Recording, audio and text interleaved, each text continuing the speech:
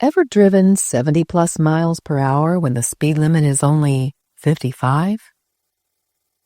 Ever driven 55 when the limit is 30? What about 30 when the limit is 10?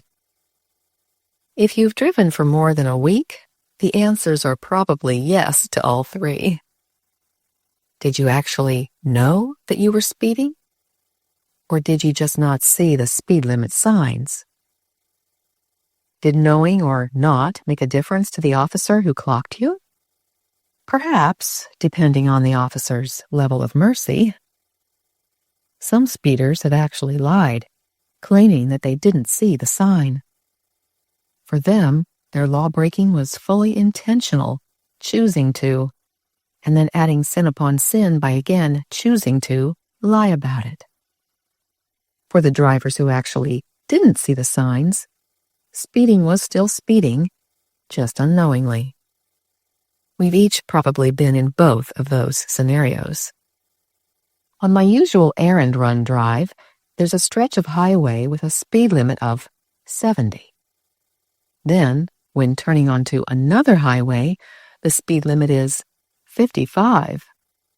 If you've ever been there, not necessarily that same highway, but somewhere, doesn't driving 55 seem slow after going 70?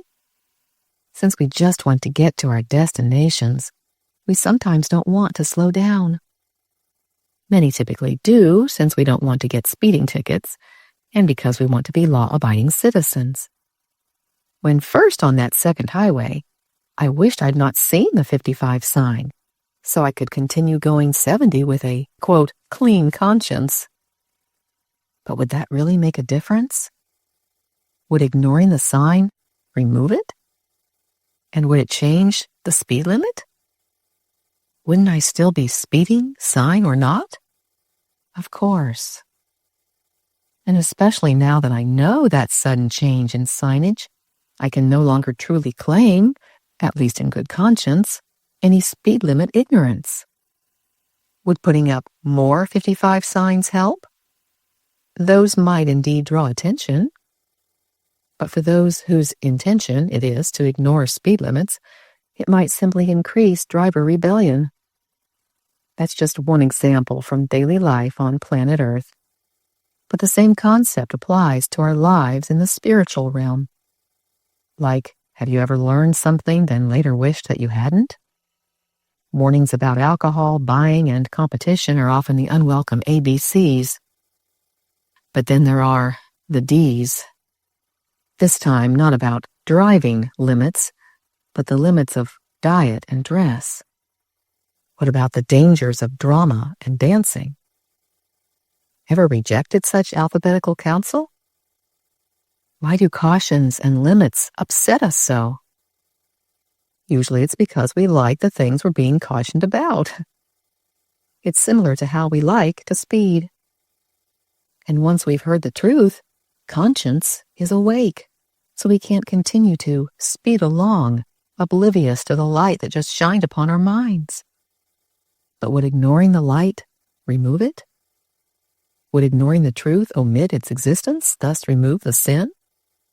Wouldn't the ignoring itself be a sin? Of course. God does overlook certain sins of ignorance when we're truly unaware that something is sin.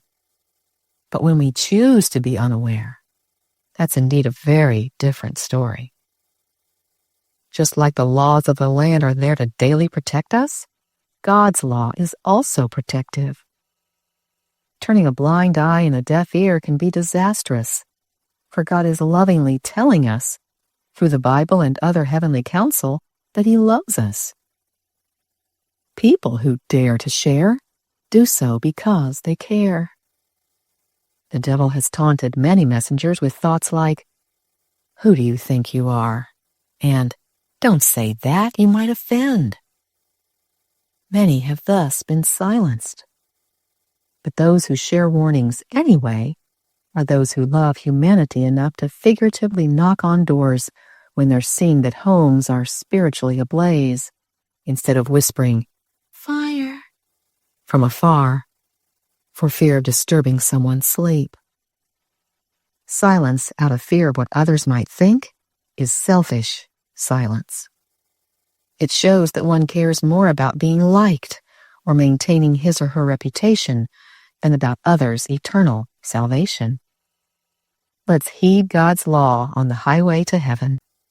And while we're on the journey, let's not be afraid to point out the speed limits to others. It's not about pointing fingers.